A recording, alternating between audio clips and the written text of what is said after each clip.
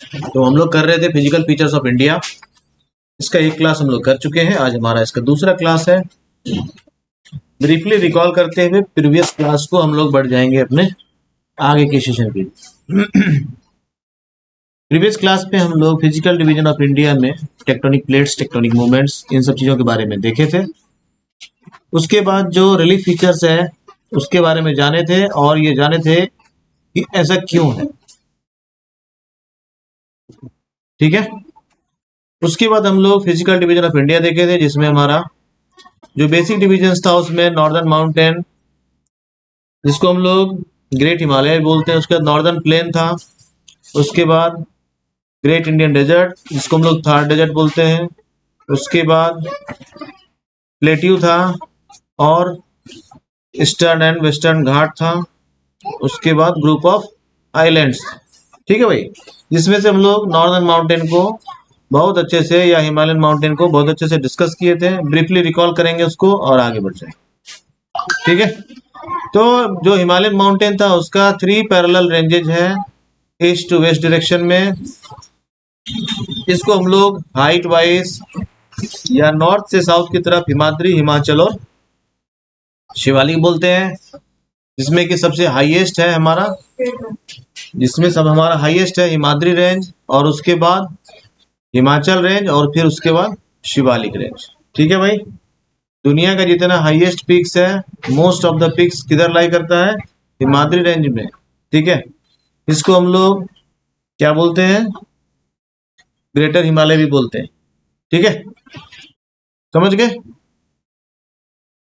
ये सारा चीज हम लोग प्रीवियस क्लास में देख चुके थे। थोड़ा तेजी से इसको देख लेते हैं और फिर आगे बढ़ जाते हैं। ठीक है। किस टाइप का रॉक से हिमाद्री बना है, किस टाइप के रॉक से हिमाचल बना है, किस टाइप के रॉक से शिवालिक बना है, इन सब को भी हम लोग देखे थे। डून्स क्या होता है इसको भी हम लोग देखे थे। ठीक है। उसके बाद हम लोग वर्टिकल डिवीजन भी देखे थे वेस्टर्न डायरेक्शन में। ऐसा हम लोग 3 डिविजन्स में इसको बांट रहे थे, और फिर इसको कुछ मेजर डिविजन्स भी कर पाएंगे। और इसका जो पार्टीशन कर रहा है, कौन कर रहा है? इसका पार्टीशन कर रहा है डिफरेंट रिवर्स, है ना। तो रिवर के पार्टीशन के बेसिस पर हम लोग क्या कर रहे हैं? इंडिया को हिमालय को डिफरेंट पार्ट्स में डिवाइड करते जा रहे हैं। जैसे पहला है हमारा क्या? पंजाब हिमालय। पंजाब हिमालय किसके किसके बीच है? इंडस और सतलज के बीच में। ठीक है भाई, जिसको हम लोग कश्मीर और हिमाचल हिमालय भी बोलते हैं। ठीक है। तो कश्मीर हिमालय जो कश्मीर का पार्ट है, और हिमाचल हिमालय जो हिमाचल का पार्ट है। ठीक है। इसके बाद हम लोग आते हैं दूसरा पार्ट, जो सतलज और काली रिवर्स के बीच में है। सतलज और काली रिवर के बीच में जो हिमालय है उसको हम लोग कुमाऊं हिमालय बोलते हैं। ये जनरली उत्तराखंड का पार्ट है। ठीक है। इसके बाद हम लोग आते हैं काली और तीस्ता रिवर के बीच में। काली और तीस्ता रिवर के बीच में जो हिमालय का पार्ट है उसको हम लोग नेपाल हिमालय बोलते हैं।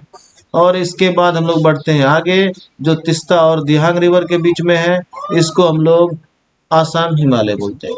ठीक है।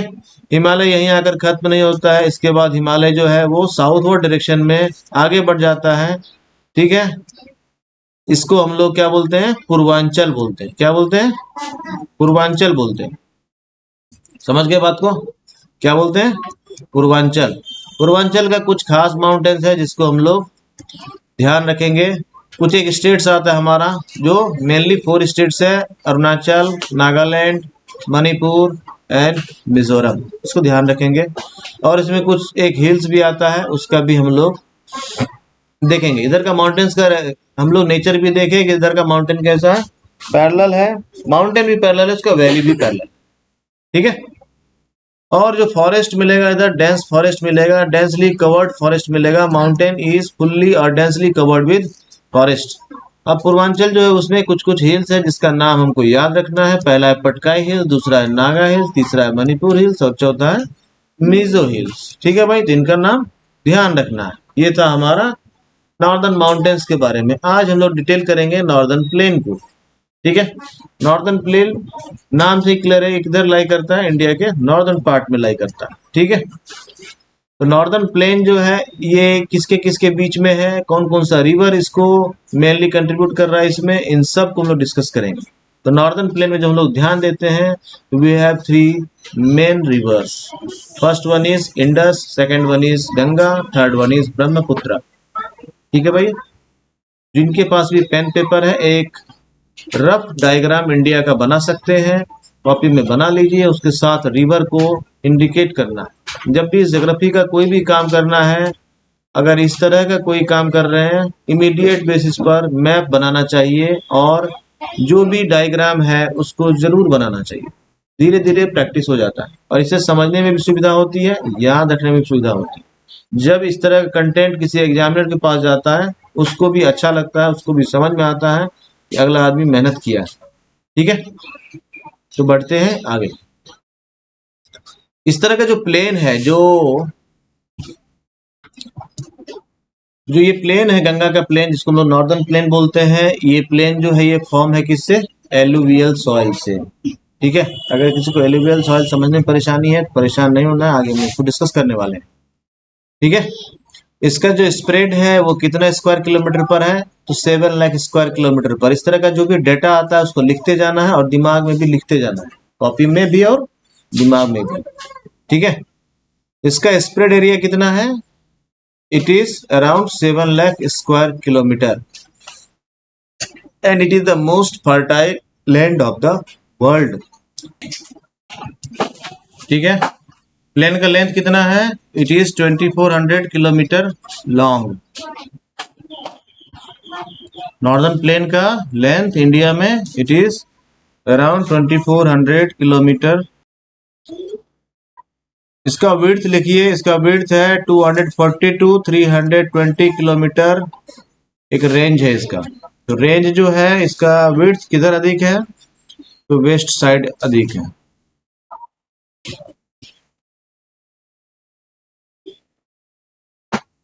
ये इसका क्या हो जाएगा, वेस्ट साइड हो जाएगा। तो जब हम लोग प्लेन को ऑब्जर्व करते हैं तो इसका डायरेक्शन कैसा है, वेस्ट साइड क्या है इसका विड्थ और इस साइड का विड्थ क्या है, थोड़ा नैरो हुआ है। ठीक है, तो एक एवरेज लेते हैं हम लोग, तो ये 240 टू 320 किलोमीटर दिखता है। ठीक है, सेंटर में भी इसका ब्रॉडनेस बढ़ता है, कई जगह पर कई जगह पर घटता है। ठीक है, लेकिन एक एवरेज कैसा है, एक पट्टी जैसा है। जब हम लोग नोटिस करते हैं तो हम लोग क्या देखते हैं कि इसका एवरेज जो विड्थ है वो लगभग यूनिफॉर्म ही है थ्रू आउट इट्स लेंथ। ठीक है, इधर जाके कुछ नैरो हो गया है, नीचे जाके कुछ नैरो हो गया है, लेकिन इस दरमियान जो है लगभग इसका विड्थ क्या है, एक जैसा है। ये ध्यान रखना है, जब भी मैप वर्क करते हैं उस समय ये काफी मदद करता है। ठीक है, नॉर्दर्न प्लेन की खासियत क्या है, नॉर्दर्न प्लेन जो है ये दुनिया का सबसे डेंसली पॉपुलेटेड एरिया है ना, पूरे वर्ल्ड का। समझ गए, समझ गए बात को। और इधर का सॉइल जो है वो कैसा है, इसमें एडिक्वेट वाटर सप्लाई है, फेवरेबल क्लाइमेट है। ये दुनिया का इसलिए सबसे बेहतरीन एग्रीकल्चरल लैंड प्रोवाइड करता है और इसी की वजह से यहाँ का पॉपुलेशन भी बहुत अधिक। ठीक है, और गुड एग्रीकल्चरल लैंड का ये सारा चीज रीजन होता है कि रिच सॉइल होना चाहिए, है ना, और एडिक्वेट वाटर सप्लाई होना चाहिए, और तीसरा फेवरेबल क्लाइमेट होना चाहिए। ये 3 कंडीशंस भी है। अगर कहीं का सॉइल जो है वो एग्रीकल्चरल के लिए, एग्रीकल्चर पर्पस के लिए बेस्ट है, तो कैसे होगा, सॉइल रिच होना चाहिए। रिच मतलब किसमें, rich in minerals, rich in humus. ठीक है भाई, साथ ही साथ एडिक्वेट वाटर सप्लाई होना चाहिए। ठीक है, and the third one is favourable climate भी होना चाहिए। अगर ये तीनों मैच करता है तो वो लैंड जो होता है एग्रीकल्चर के पॉइंट ऑफ व्यू से बेस्ट हो जाता है। ठीक है, तब ये पूछेगा अगर कोई कि कोई भी लैंड जो है उसको एग्रीकल्चर के पॉइंट ऑफ व्यू से कब बेस्ट माना जाएगा, तो ये 3 कंडीशन हम लोग मेंशन करते हैं। कौन 3 कंडीशन है भाई, पहला rich soil, adequate water supply, and the third one is favourable climate. It's okay, तो बढ़ते हैं हम लोग आगे। इस कारण से ये क्या हो जाता है, ये एग्रीकल्चरली बहुत ही प्रोडक्टिव पार्ट हो जाता है हमारे पूरे कंट्री के लिए। ठीक है भाई, अब है कुछ एक रिवर्स है। The rivers coming from northern mountains are involve in depositional work. जितना भी रिवर्स है जो हिमालय से ओरिजिन होती है, इनका डिपोजिट्स कहाँ मिलता है? नॉर्दर्न प्लेन को मिलता है। डिपोजिट्स मतलब समझ रहे हैं? लेयर बाय लेयर जो हम लोग सॉइल का लेयरिंग करते हैं, इसको डिपोजिशन बोलते हैं। सॉइल का formation over a long period of time होता है, ठीक है। और इसमें जो कुछ मेजर रिवर्स है उसमें कौन कौन है? यमुना है, गंगा है और ब्रह्मपुत्र है, ठीक है। इन द लोअर कोर्स का मतलब हुआ ये माउंटेन है हमारा, यानी लोअर कोर्स का मतलब हुआ कि हमारा जो माउंटेन है, माउंटेन से जब कोई रिवर, जैसे मान लो ये माउंटेन है और रिवर यहाँ से ऐसा निकल के जब हमारा ऐसा प्लेन्स में आई, इसको लोअर कोर्स बोला जाता है, ठीक है। इसको हायर कोर्स बोलते हैं। तो हायर कोर्स में क्या होता है, जब रिवर्स होती है तो वो क्या होता है, इरोजन बहुत ज्यादा करती है, ठीक है। और जब लोअर कोर्स में आती है तो इरोजन कम करती है, ठीक है। अब यहाँ पे ऐसा क्यों होता है? क्योंकि यहाँ पे स्लोप बहुत अधिक है और जैसे जैसे रिवर नीचे आती है उसका स्लोप कम होता जाता है, प्लेन्स में आने के साथ उसका स्लोप खत्म हो जाता है। और स्लोप कम होने की वजह से क्या हो जाता है, उसका वेलोसिटी डिक्रीज करता है, साथ ही साथ उसमें सिल्ट जो है वो बढ़ जाता है। इसलिए नदी का चौड़ाई जैसे जैसे नीचे आता है, विड्थ बढ़ता जाता है, ठीक है। अब ये सारा क्वेश्चंस है। अब कोई पूछे कि जैसे ही कोई भी हिमालयन रिवर्स अपने स्लोप से नीचे आती है तो उसका विड्थ क्यों बढ़ जाता है? These are the basic reasons, ठीक है। स्लोप घटने की वजह से उसका वेलोसिटी डिक्रीज होता है, साथ ही साथ उसमें सिल्ट का अमाउंट बढ़ जाता है और उतने सारे सिल्ट को कैरी करना पड़ता है रिवर को, और उसका वेलोसिटी भी डिक्रीज हो रहा है, उसमें अमाउंट ऑफ वाटर बढ़ रहा है। इस कारण से उसका विड्थ बढ़ता जाएगा जैसे जैसे रिवर आगे बढ़ेगी। इसीलिए जब हम लोग माउंटेन एरिया में जाते हैं तो रिवर्स का विड्थ कम मिलता है, लेकिन उसमें वेलोसिटी बहुत अधिक रहता है, ठीक है। इस कारण से उसका इरोजन भी अधिक होता है। अब इसी में उस क्वेश्चन का भी आंसर है। अगर कोई पूछे कि हिमालयन रिवर्स अपने हायर कोर्स में बहुत अधिक इरोजन करती है, उसका क्या रीजन? दैट्स द रीजन, ठीक है भाई। आगे बढ़ते हैं। इसको रिवरीन आइलैंड बोलते हैं। सामने जो आप देख रहे हैं इमेज, इसमें एक ये आइलैंड जैसा दिख रहा है, ठीक है। ये जो दिख रहा है भाई, इस आइलैंड की खासियत क्या है? ये एक आइलैंड जैसा दिख रहा है। इस आइलैंड की खासियत क्या है? इसको रिवर जो है इस साइड से भी कवर कर रहा है और इस साइड से भी कवर कर रहा है, ठीक है। और इस तरह का जो आइलैंड बनता है इसको हम लोग क्या बोलते हैं? रिवरीन आइलैंड बोलते हैं, ठीक है। और इसके दोनों साइड में कौन है? रिवर ही है, ठीक है। जैसे गांव में लोग जनरली इस तरह के क्षेत्र को दियारा क्षेत्र बोलता है, ठीक है। तो वो एक्चुअली रिवर का ही डिपोजिट्स होता है, समझ गए। तो दुनिया में जो सबसे बड़ा रिवरीन आइलैंड है वो कौन सा है? मंजुली है, ठीक है। तो मंजुली जो है ये कौन बना रहा है इसको? ब्रह्मपुत्र रिवर बना रहा है। और it is the largest inhabited, ध्यान देखना, ये इनहेबिटेड है रिवरीन आइलैंड इन द वर्ल्ड, जहां लोग भी रह रहे हैं, ठीक है। ऐसा जो इनहेबिटेटेड जो है आइलैंड है, रिवरीन आइलैंड, वो सबसे बड़ा कौन सा है? मंजुली है। इसको ध्यान है, ये क्वेश्चन हो गया, याद रखना, ठीक है। इनहेबिटेड भी है और लार्जेस्ट भी है, दोनों ही शर्त के साथ कौन है? तो माजुली, ठीक है। उसके बाद आते हैं हम लोग और नीचे। जैसे ही रिवर अपने लोअर कोर्स में आती है तो वो क्या होता है, उसके सिल्ट जमा डिपॉजिट्स होने की वजह से रिवर जो है उसमें बहुत ज्यादा क्या होने लगता है? चैनल्स बनना शुरू हो जाता है। जैसे एक रिवर आ रही है उसका ब्रांचिंग होना शुरू हो जाएगा, ठीक है भाई। इसका चैनल्स बनना शुरू हो जाता है, जैसा ट्री का ब्रांच होता है, ठीक है।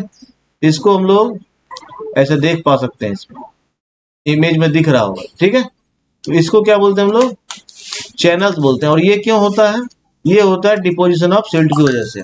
जैसे समझना है इसको, ऐसे रिवर आ रही है, मान लो हायर कोर्स से लोअर कोर्स की तरफ आ रही है एक रिवर, तो क्या हो गया, इधर इरोजन ज्यादा हुआ तो साथ में वो लाई, यहाँ उसका डिपोजिशन हो गया, तो रिवर क्या हो गई, इसको डिपोजिट करके दो भाग में बट गई, है ना। फिर आगे इसका चैनल बन गया, फिर डिपोजिट्स आ गया यहाँ पे, फिर आगे बढ़ गई, ऐसा करके डिपोजिट्स देते जाती है और रिवर्स चैनलाइज होते जाती है। कई बार ये सारा चैनल आगे जाके फिर कनेक्ट भी हो जाता है। जैसे यहाँ हम लोग अगर गौर करेंगे, जैसे ये चैनल है, ये चैनल आगे बढ़ा यहाँ और टू डिफरेंट चैनल्स में डिवाइड हुआ, लेकिन फिर यहाँ आके ये दोनों एक चैनल हो गया, फिर ये डिवाइड हुआ टू चैनल्स में, फिर ये डिवाइड हुआ टू चैनल्स में, ऐसा करके, और फिर ये देखो यहाँ कनेक्ट हो गया। फिर ये 2 चैनल में यहाँ डिवाइड हुआ, ऐसा कई बार वो कनेक्ट हो जाता है और आगे बढ़ जाता है। इसीलिए हम लोग देखते हैं कि कोसी का भी बहुत सारा ब्रांचेज रहता है, गंगा का भी बहुत सारा ब्रांचेज रहता है। कई बार वो चैनल क्या होता है, ऐसा अलग होगा, फिर वो क्या करेगा, ऐसा आगे बढ़ेगा और जाके फिर आगे एक हो जाएगा। ठीक है, इस बीच में एक क्षेत्र बन जाता है, ऐसा करके बन रहा है ना, बन रहा है क्षेत्र ऐसा करके। ये एरिया क्या है, सराउंडेड है किससे, चारों तरफ रिवर्स से, है ना। बढ़ते हैं आगे। तो इस तरह के चैनल्स को हम लोग क्या बोलते हैं, डिस्ट्रीब्यूटरीज बोलते हैं। क्या बोलते हैं, डिस्ट्रीब्यूटरीज बोलते हैं। तो डिस्ट्रीब्यूटरीज का एक्चुअली फॉर्मेशन कब होता है, जब रिवर जो है उसमें सिल्ट बहुत ज्यादा हो जाएगा। ये दिख ही रहा है, यहाँ सिल्ट बहुत ज्यादा हो गया तो यहाँ सिल्ट छोड़ करके रिवर क्या की, 2 पार्ट में आ गई। जैसे रिवर का ये फ्लोइंग था, अब ये सिल्ट कैरी कर रही थी, लेकिन इसको अब कैरी करना इसके लिए मुश्किल हो गया क्योंकि इसका velocity day by day decrease हो रहा है, जैसे जैसे लोअर कोर्स में आ रही है। तो ये क्या करती है, अपने सिल्ट को यहीं छोड़ देती है ना, और रिवर अपने आप को 2 पार्ट्स में डिवाइड कर लेती है और आगे बढ़ जाती है। ठीक है, ऐसा करके फिर ये आगे बढ़ा, जो इसका सिल्ट है उसको ये यहीं पर डिपॉजिट कर दिया और रिवर अपने आप को 2 डिफरेंट पार्ट्स में डिवाइड कर लेती है, सिल्ट को यहीं छोड़ देती है क्योंकि इसके पास अब उतना वेलोसिटी नहीं है इस सिल्ट को लेकर के आगे बढ़ने का। जनरली ये डिस्ट्रीब्यूटरी जो रिवर फॉर्म करती है, ये जब रिवर जो है ओशन के किनारे पहुंच जाती है, जब वो समंदर में मिलने वाली होती है, उससे जस्ट पहले इस तरह का फॉर्मेशन देखने के लिए मिलता है। ठीक है भाई, इस तरह का जो फॉर्मेशन हो रहा है ये मोस्टली ट्रायंगुलर शेप में होता है। कैसा शेप में होता है, ट्रायंगुलर शेप में होता है। इस तरह का जो ट्रायंगुलर शेप है इसको हम लोग डेल्टा बोलते हैं। क्या बोलते हैं, डेल्टा बोलते हैं। ठीक है भाई, डेल्टा का फॉर्मेशन कब होगा, जब रिवर जो है वो ओशन में, ओशन के पास रहती है और जब उसमें सिल्ट का परसेंटेज बहुत ज्यादा हो जाता है, और तीसरा उसका वेलोसिटी बहुत कम हो जाता है। ठीक है, और रिवर का ब्रॉडनेस बहुत हो जाता है, उसमें वाटर बहुत ज्यादा हो जाता है। ये सारा कंडीशंस बनता है बहुत सारा चैनल्स में रिवर्स का बढ़ने का, और वो सारा चैनल्स क्या कहलाता है, डिस्ट्रीब्यूटरीज कहलाता है। ठीक है भाई, बढ़ते हैं आगे हम लोग। अब हम लोग नॉर्दर्न प्लेन जो है उसको ब्रॉडली डिवाइड करते हैं और देखते हैं it is broadly divided into 3 sections. पहला है पंजाब प्लेन्स। ठीक है, पंजाब प्लेन्स जो है इसमें मेजर कंट्रीब्यूशन किसका है, तो इंडस का है। मेजर कंट्रीब्यूशन किसका है भाई, इंडस का है। दूसरा है गंगा प्लेन्स। गंगा का जो प्लेन है उसमें मेजर कंट्रीब्यूशन किसका है, गंगा का है। And the third one is Brahmaputra plain. Brahmaputra plain में किसका मेजर कंट्रीब्यूशन है, ब्रह्मपुत्रा का है। ठीक है भाई, ठीक है, आगे देखिए इसको।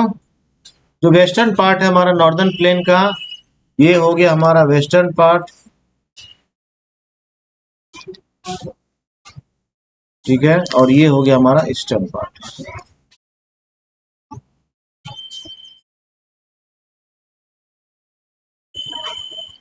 ठीक है भाई, जो वेस्टर्न पार्ट है उसको हम लोग बोलते हैं क्या, पंजाब प्लेन्स। ठीक है, और ये प्लेन जो है इंडस और उसका ट्रिब्यूटरीज से बना है। एक टर्म आया अभी ट्रिब्यूटरीज, इससे पहले हम लोग एक टर्म डिस्कस किए थे डिस्ट्रीब्यूटरीज। देखिए भाई, दोनों में बहुत अच्छा अंतर है। डिस्ट्रीब्यूटरीज जो है वो लास्ट में बनता है, ट्रिब्यूटरीज जो है वो रिवर्स के पहले बनता है ना। डिस्ट्रीब्यूटरीज जो है वो रिवर्स का पानी को डिस्ट्रीब्यूट करता है, हमेशा याद रखना, और ट्रिब्यूटरीज जो है वो रिवर के वाटर को कंट्रीब्यूट करता है। दोनों में अंतर समझ में आया। अगर ये मेन रिवर का चैनल आ रहा है, अगर इसका ये ट्रिब्यूटरी है, तो ये क्या करेगा, इसमें वाटर ऐड ऑन करता है। ठीक है, अगर इसका कोई डिस्ट्रीब्यूटरी है आगे, तो वो क्या करेगा, इसके वाटर को डिस्ट्रीब्यूट कर देगा।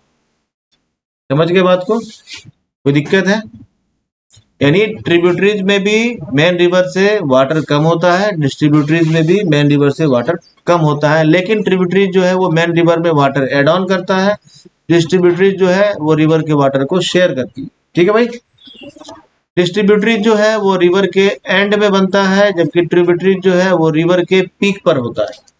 ठीक है, तो ये इंडस है हमारा। इंडस जो है वो इस तरह का, ये जो है ये इंडस है। ठीक है, इंडस का कितना सारा ट्रिब्यूटरीज है, ये इंडस है भाई। तो इंडस का मेनली 5 ट्रिब्यूटरीज है, जिसमें झेलम है, चेनाब है, सतलज है, रावी है और व्यास है। ठीक है भाई, ये 5 ट्रिब्यूटरीज है इंडस का, इसको भी ध्यान रखना। ठीक है, अब ध्यान जब हम लोग देंगे तो हम लोग क्या पा रहे हैं कि जो सतलज है उसका रोल इंडिया को बहुत ज्यादा मिल रहा है। नहीं, इसके अलावा जो बाकी रिवर्स है उसका रोल इंडिया को कम मिल रहा है, उसका ज्यादा बेनिफिट किसको मिल रहा है? जो प्लेन पाकिस्तान में है नॉर्दर्न प्लेन का, उसको फायदा मिल रहा है। ठीक है, तो लार्जर पार्ट जो इस प्लेन का है वो किधर लाई करता है? पाकिस्तान में लाई करता है, और इसका एक स्मॉलर पार्ट जो है वो इंडिया में लाई करता है। ठीक है, अब एक टर्म आता है जिसको हम लोग बोलते हैं दोआब्स। दोआब, आब मतलब क्या होता है? ऐसे याद है, आब एक उर्दू का वर्ड है, इसका मतलब होता है क्या? वाटर। आपका मतलब क्या होता है? एक टर्म होता है, इसको अगर भूल जाएंगे तो याद रखने के लिए हम लोग बोलते हैं आबो हवा। सुने होगे तो, थोड़ा आबो हवा बदल लेते हैं, ऐसा बोलते हैं। ये उर्दू का वर्ड है। आबो हवा का मतलब होता है जलवायु, क्लाइमेट, है ना? क्या मतलब होता है इसका? क्लाइमेट। अब यह ध्यान देना है कि इसमें आबो और हवा है, दो चीज। तो आबो का मतलब है जल, हवा का मतलब हुआ वायु। ठीक है भाई, तो आब का मतलब क्या होता है? वाटर। समझ गए बात को? अब है यहाँ पे दोआब। दोआब जो है ये एक टाइप ऑफ लैंड होता है जिसको दुनिया में सबसे अधिक फर्टाइल लैंड माना जाता है। दो आब मतलब, दो आब मतलब एक रिवर इधर भी है, एक रिवर इधर भी है, इसके बीच का जो लैंड है इसको हम लोग दो आब क्षेत्र बोलते हैं, दो आब एरिया बोलते हैं। ठीक है, surrounded by two water channels, two rivers है, इसके बीच का जो एरिया होगा इसको क्या बोलेंगे? दोआब। ठीक है भाई, it is the section of the plain which is dominated by doabs. तो दोआब्स क्या हो गया, समझ में आ गया अच्छे से? ठीक है, एरिया बिटवीन टू रिवर्स। ठीक है भाई, Doab is made up of two words. दो मीन्स, ये डू नहीं लिखा हुआ है, दो समझना है इसको। दो मीन्स टू एंड आब मीन्स वाटर। क्लियर हो गया? ठीक है भाई, समझ गए बात को? अब आते हैं हम लोग गंगा के प्लेन में। गंगा का जो है वो बहुत इंपॉर्टेंट रोल है इंडिया के नॉर्दर्न प्लेन में, है ना? दुनिया का जो सबसे फर्टाइल प्लेन है उसमें मेजर रोल किसका है?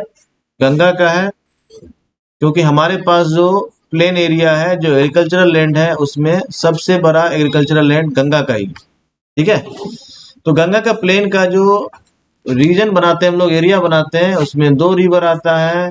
कौन कौन? घाघर एंड तीस्ता रिवर। इस दोनों रिवर को याद रखेंगे कि पूरा का पूरा गंगा प्लेन जो है वो सराउंडेड है किसके किसके बीच में?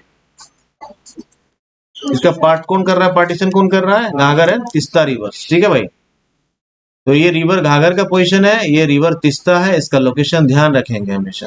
ठीक है, मैप वर्क करना बहुत जरूरी है। जब भी इस तरह का कुछ मिले, रिवर का लोकेशन मिले, मैप वर्क अवश्य करना है। ठीक है, और मैप को दिमाग में रखना है, मैप से ध्यान रखने से चीजें लंबे समय के लिए याद रहे। ठीक है भाई, तो गंगा का प्लेन जो है उसका extension in between river घाघर and river Teesta है। ठीक है भाई, और इसका जो स्प्रेड है, इसका जो एक्सपेंशन है वो किन किन स्टेट से है? हरियाणा, उत्तर प्रदेश, इसको लिख लेंगे सभी लोग, है ना? जो नॉर्दर्न प्लेन है, जो गंगा का प्लेन है खास करके, उसका जो एक्सटेंशन है वो हरियाणा, यूपी, बिहार, वेस्ट बंगाल। ठीक है भाई, इसके बीच में हमको इसका एक्सटेंशन देखने के लिए मिलता है। ये पूरा का पूरा नॉर्दर्न प्लेन नहीं है, ये गंगा का प्लेन है, याद रखना। ये क्या है? ये हमारा गंगा का प्लेन है।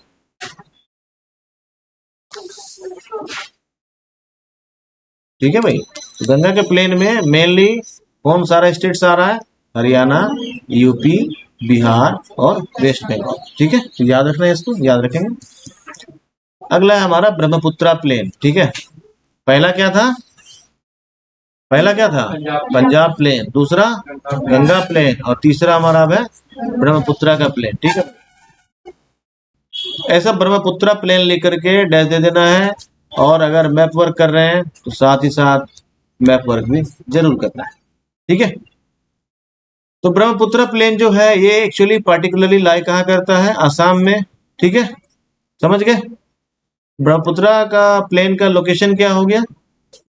असम स्टेट। ठीक है, the northern plains are generally described as flat land. इसको क्या बोलते हैं हम लोग? Flat land with no variations in its relief. यहाँ रिलीफ फीचर्स क्या होता है, इसको हम लोग प्रीवियस क्लास में डिस्कस किए थे। रिलीफ फीचर्स क्या होता है, कोई बताएगा भाई? देखिए भाई, ये रिलीफ एक ज्योग्राफी का टर्म है जिसका हम लोग वेरिएशंस इन एल्टीट्यूड्स को हम लोग रिलीफ फीचर्स कंसीडर करते हैं, है ना। अप्स एंड डाउन्स जो होता है लैंड मासेस में, that is considered as relief features in geography. इसको दिमाग में रखना अच्छे से, जब भी कहीं इस तरह का टर्म्स आए तो समझना है। इसका मतलब है we are discussing about the higher altitudes and the lower altitudes और the ups and downs in the land, ठीक है। इसको क्या बोलते हैं हम लोग? रिलीफ फीचर्स बोलते हैं। नॉर्दर्न प्लेन की खासियत क्या है कि नॉर्दर्न प्लेन्स में ये रिलीफ फीचर्स में कोई वेरिएशन देखने के लिए नहीं मिलता है, इसीलिए ये बेस्ट सूटेड है किसके लिए? एग्रीकल्चर के लिए, ठीक है। क्योंकि अगर स्लोप वाला लैंड होता है उसमें एग्रीकल्चर थोड़ा टफ हो जाता है, क्योंकि आप इसमें इरिगेशन नहीं कर सकते आसानी से। आप इरिगेशन करेंगे वाटर जो है स्लोप में चला जाता है, ठीक है। इसीलिए एग्रीकल्चर के लिए फ्लैट लैंड जो होता है वो बेस्ट होता है। समझ गए बात को? तो पीछे 3 कंडीशंस हम लोग लिखे थे एग्रीकल्चर, बेस्ट एग्रीकल्चर लैंड के लिए। उसमें एक अगला ऐड कर लेना है, फ्लैट लैंड, है ना। और no variation in relief features, ये बेस्ट सूट करेगा किसको? एग्रीकल्चर लैंड को। तो इसको भी लिख लें। अगर इजी लैंग्वेज लिखना है तो फ्लैट लैंड, और अगर ज्योग्राफी के टर्म में लिखना चाहते हैं तो ये लिख लेंगे, no variation in its relief features, ठीक है। तो बढ़ते हैं हम लोग आगे, ठीक है। अब हम लोग देखते हैं इसका रिलीफ फीचर्स, जो नॉर्दर्न प्लेन का रिलीफ फीचर्स है उसमें नॉर्दर्न प्लेन में क्या अप्स एंड डाउन्स है, इसको हम लोग अभी नोटिस करेंगे। अप्स एंड डाउन्स और रिलीफ फीचर्स को अगर समझना है, इस इमेज से आसानी से हम लोग समझ सकते हैं। यहाँ एक माउंटेन है जो हमको हायर एल्टीट्यूड पे दिख रहा है, यहाँ एक माउंटेन है जो हमको फिर से हायर एल्टीट्यूड पे दिख रहा है, यहाँ एक है इसका थोड़ा कम हाइट दिख रहा है, और फिर जैसे नीचे आ रहे हैं हम लोग एक फ्लैट लैंड दिख रहे हैं, ठीक है भाई। जो रिलीफ फीचर्स है उसको हम लोग ऐसे समझ सकते हैं, ये एक रिलीफ फीचर्स हुआ, इसमें वेरिएशन, रिलीफ फीचर्स का वेरिएशन जो है ये हो गया। अब हम लोग इसको पार्ट पार्ट देखेंगे। यहाँ पर एक फ्लैट लैंड दिख रहा है, ठीक है ना, ये एक फ्लैट लैंड दिख रहा है, फिर एक इस एरिया में एक फ्लैट लैंड दिख रहा है ना, फिर एक इस एरिया में एक फ्लैट दिख रहा है। लेकिन ये जो वेरिएशंस है ना, ये रिलीफ फीचर्स में वेरिएशंस हुआ। अगर किसी को रिलीफ फीचर्स अब भी समझने में दिक्कत है तो बता सकता है भाई। समझ बात आई? तो जो एग्रीकल्चरल लैंड है उसमें जितना रिलीफ फीचर्स में वेरिएशंस कम होगा उतना बेस्ट होगा, ठीक है। समझ गए बात को? Now, according to the variation in relief features, the northern plain can be divided into 4 regions. अभी हम लोग रिवर बेसिन के हिसाब से नॉर्दर्न प्लेन को डिवाइड किए 3 पार्ट्स में। पहला था Punjab plain, second one is Ganga का plain, and the third one is Brahmaputra का प्लेन, ठीक है। अभी हम लोग इसको डिवाइड करेंगे on the basis of relief features. Relief feature समझने में किसी को अब दिक्कत नहीं होना चाहिए। आगे बढ़ते हैं।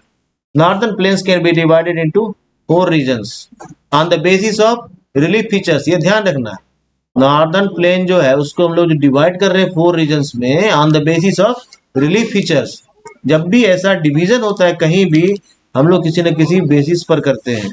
ये है ऑन द बेसिस ऑफ, इसको लिख लेना है, ऑन द बेसिस ऑफ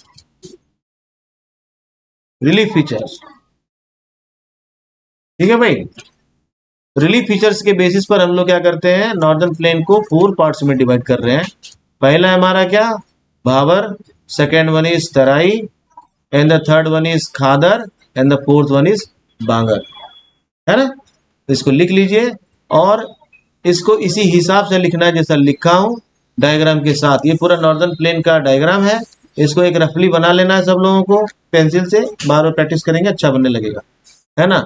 उसमें ऐसा यहाँ लोकेट कर देना है, ये माउंटेन का एरिया है, इसमें जो सॉइल मिलेगा वो कैसा मिलेगा, उसको लोग भावर बोलते हैं। इसके बाद जो एरिया मिलता है उसको हम लोग क्या बोलते हैं, तराई बोलते हैं। इसके बाद का एरिया जो होता है वो खादर बोलते हैं। खादर जो है ये रिवर से इंडिकेट किया गया है, इसीलिए यहाँ रिवर है, ये देखो ये रिवर है। तो खादर और बांगर का डायरेक्ट रिलेशन किसके साथ है, रिवर के साथ होता है। ये रिवर से काफी करीब एरिया है और ये रिवर से फार्दर फ्रॉम द रिवर है।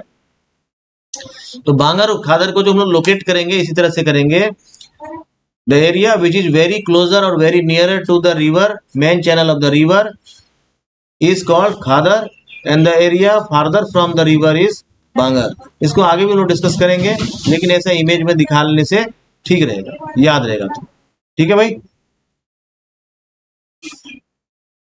and the area nearer to the mountain is Bhabar, and the area just below the mountain is Tarai. Area very nearer or closer to the main river is Khadar, and the area farther from the river is Bangar. इसको लिख लेना भाई।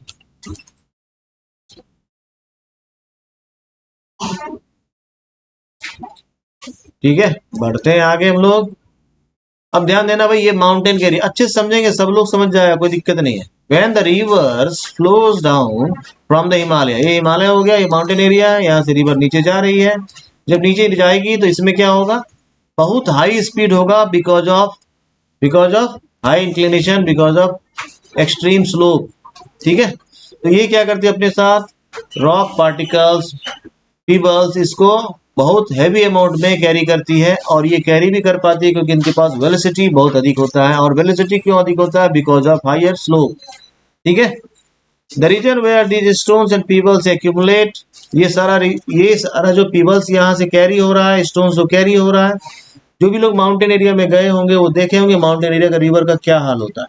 ठीक है, narrow reverse होता है और high amount में वो रॉक पार्टिकल्स, पीबल्स को कैरी करता है, और वो क्या करता है, नीचे जो है तराई एरिया में जाके डिपॉजिट करता है ना। तो ये जो एरिया है यहाँ जाके पीबल्स क्या होगा, डिपॉजिट्स होगा।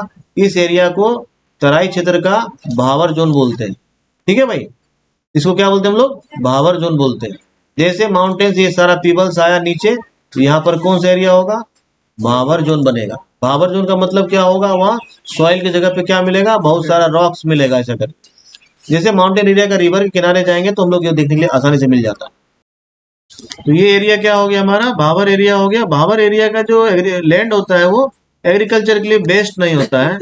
इसका रीजन 2-3 है। पहला रीजन है कि आप वहाँ पे इरिगेशन जो है प्रॉपर वे में नहीं कर सकेंगे, क्योंकि वाटर का फ्लो प्रॉपर नहीं होता है, कभी बहुत अधिक और कभी बहुत कम होता है। दूसरा, सॉइल का नेचर बहुत अच्छा नहीं होता है। तीसरा, रॉक पार्टिकल्स का साइज बहुत बड़ा होता है, पीपल्स का साइज बहुत बड़ा होता है। उस कंडीशन में भी एग्रीकल्चर थोड़ा टफ हो जाता है। ठीक है, बढ़ते हम लोग आगे। It is a narrow belt of about 8 to 16 kilometre in width. ये ध्यान रखना है, जो भावर एरिया है हिमालय का, नॉर्दर्न प्लेन का, सॉरी, उसका एरिया कितना है, it is 8 to 16 kilometre in width. और अब हमेशा याद रखना है कि ये किधर होगा, हमेशा माउंटेन के जस्ट नीचे होगा। ठीक है, तो विड्थ में कितना है ये, 8 to 16 किलोमीटर। याद रखने में अगर किसी को परेशानी है तो याद रखना 8 और 16 एक दूसरे का डबल है। ठीक है, और निश्चित तौर पर ये कहाँ लाई करेगा, तो ध्यान देना है, अगर ये हमारा हिमाद्री है पहला जोन में, दूसरा हिमाचल था, तीसरा शिवालिक था, तो ये जो एरिया है वो शिवालिका रेंज के जस्ट नीचे का जो एरिया है, ये वाला एरिया, इस एरिया में इस तरह का नेचर ऑफ सॉइल मिलता है। भावर जोन किसको बोलेंगे, just below the Shivalika range. कोई दिक्कत है भाई, शिवालिक रेंज के जस्ट नीचे में जो स्लोप है उसी को हम लोग बोलते हैं। उस जगह पे ऐसा छोटा पीबल्स ही मिलता है। बढ़ते हैं आगे। ठीक है, many streams flow up to this region and disappear. बहुत सारा स्ट्रीम्स मिलेगा यहाँ देखने के लिए, और वो आती है और गायब हो जाती है। ठीक है भाई, it remerges in this region in the form of springs. अब देखना है यहाँ पर क्या हो रहा है ना, बहुत सारा ऐसा स्प्रिंग मिलता है देखने के लिए। हायर एल्टीट्यूड से लोअर एल्टीट्यूड्स में जा रहा है तो वो गायब हो जा रहा है। गायब क्यों हो जा रहा है भाई, ऐसा देखना है।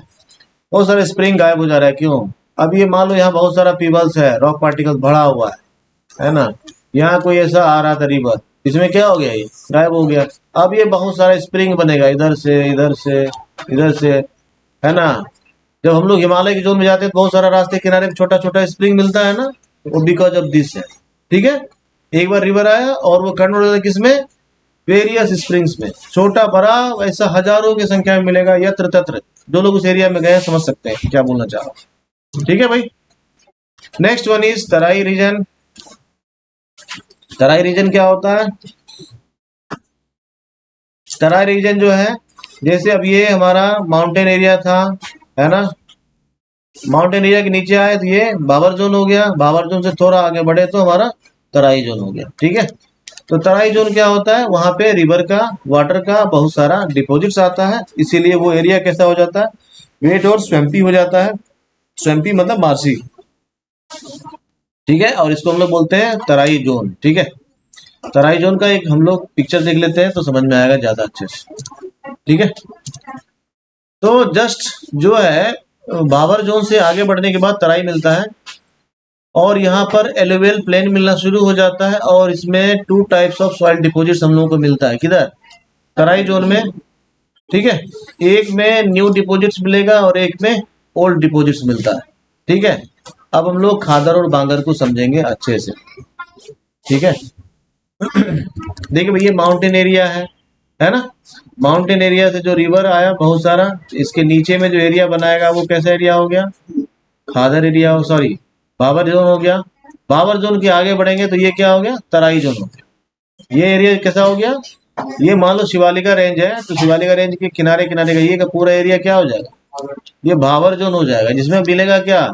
रॉक पार्टिकल्स, पीबल्स, और इनका साइज होगा बड़ा। ठीक है, अब इससे बढ़ गए थोड़ा आगे, ये जोन, इसको हम लोग क्या बोलते हैं?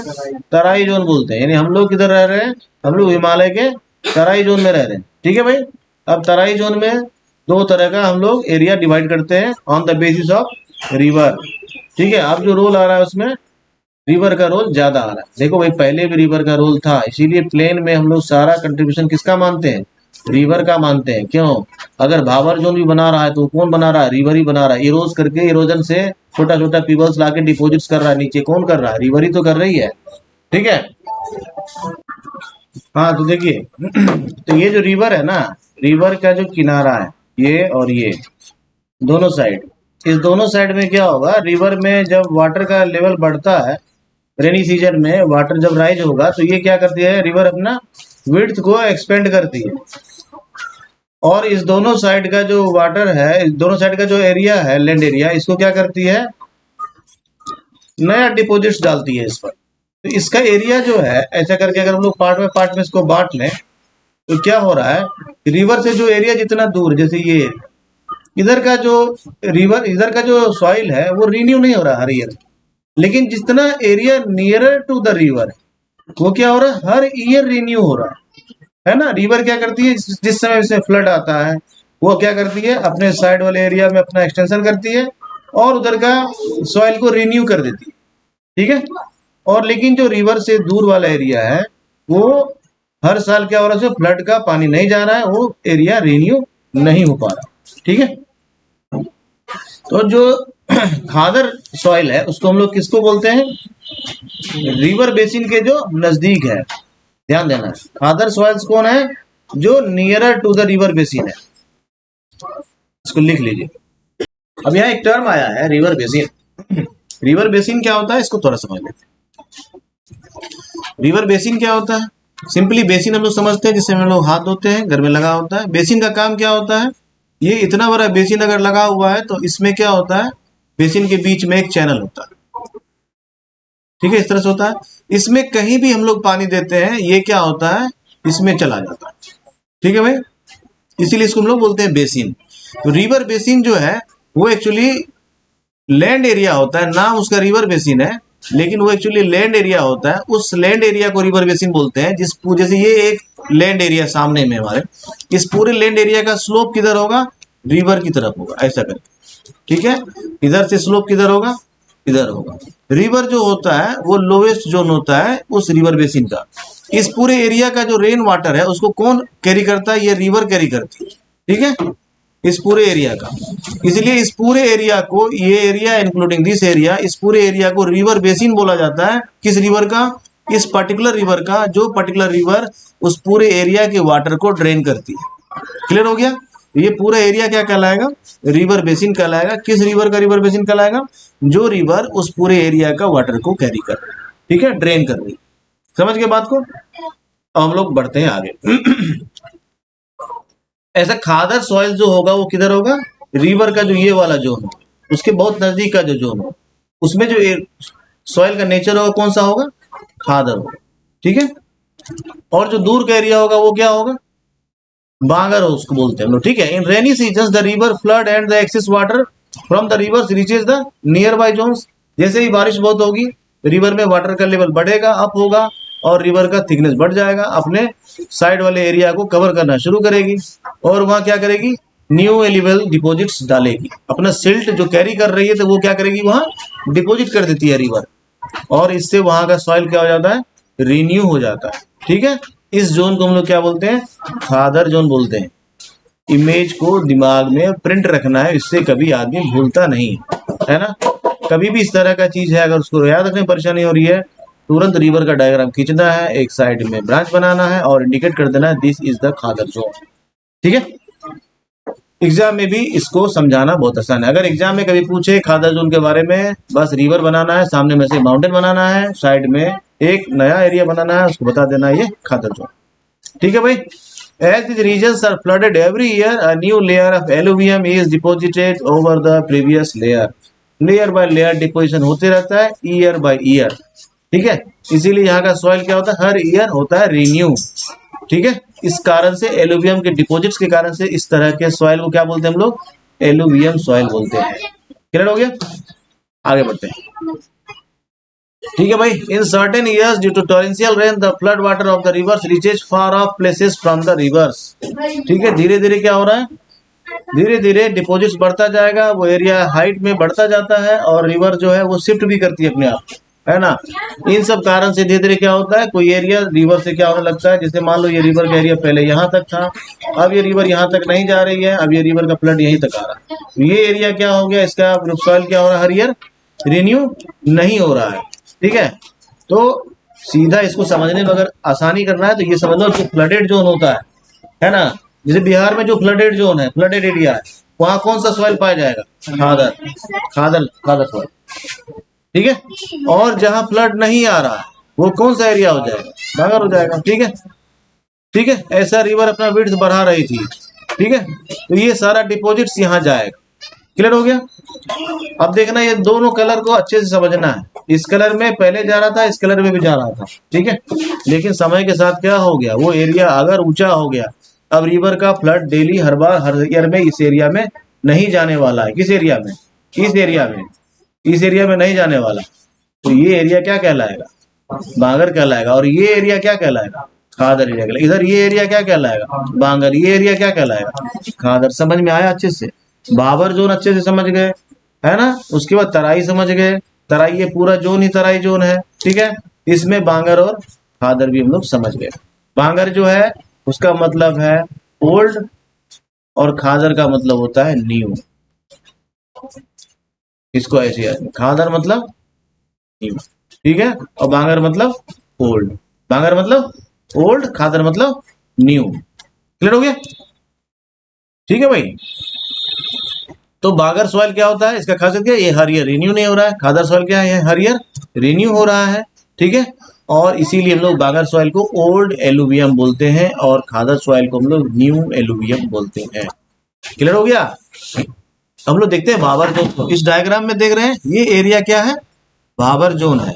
भाबर जोन में अच्छे से देख पा रहे, इसमें खेती संभव है क्या, इस तरह का रॉक मिलता है यहाँ। तो माउंटेन एरिया में जब भी जाएंगे ना, इस तरह का कोई भी रिवर साइड देखेंगे तो ऐसा ही मिलता है देखने के लिए। ठीक है, इसमें छोटा बड़ा हर साइज का पीबल्स मिलेगा बस। ठीक है, और ये नैरो बेल्ट है, कितना 8 to 16 किलोमीटर, अभी हम लोग जस्ट देखे थे। ठीक है, इसको हम लोग भाबर जोन बोलते हैं। ये तराई का इमेज है, तराई का इमेज इसीलिए है, इसको देखने में कैसा सॉइल है यहाँ का, स्वैम्पी और मार्सी सॉइल होता है। ठीक है भाई, समझ के बात को। यहाँ से हम लोग जैसे आगे बढ़ेंगे तो हमारा रिवर के किनारे का दो एरिया मिलता है जिसको हम लोग खादर और बांगर बोलते हैं। ठीक है, बांगर और भाबर में कंफ्यूज नहीं करना है ना। ठीक है भाई। तो जो तराई जोन होता है वो क्या होता है, वाइल्ड लाइफ से फुल होता है, डेंस फॉरेस्ट होता है, क्योंकि उसको अच्छा सॉइल मिला हुआ है, फुल ऑफ वाटर है। ठीक है भाई। हम लोग क्या करते हैं, वहां से बहुत सारा ऐसा तराई जोन को साफ किए हैं। ठीक है, किस लिए किए हैं, हाँ ठीक है भाई, समझ गया बात को।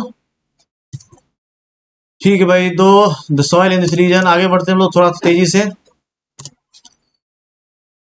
देखने में अच्छा लग रहा है।